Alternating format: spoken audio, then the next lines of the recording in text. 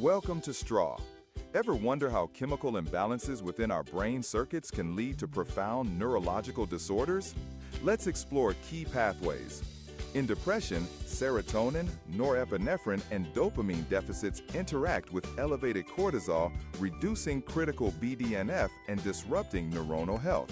Schizophrenia manifests through dopamine dysregulation. Hyperactive mesolimbic receptors cause hallucinations, while hypoactive mesocortical pathways drive withdrawal. Glutamate receptor hypofunction also plays a role through NMDA interactions.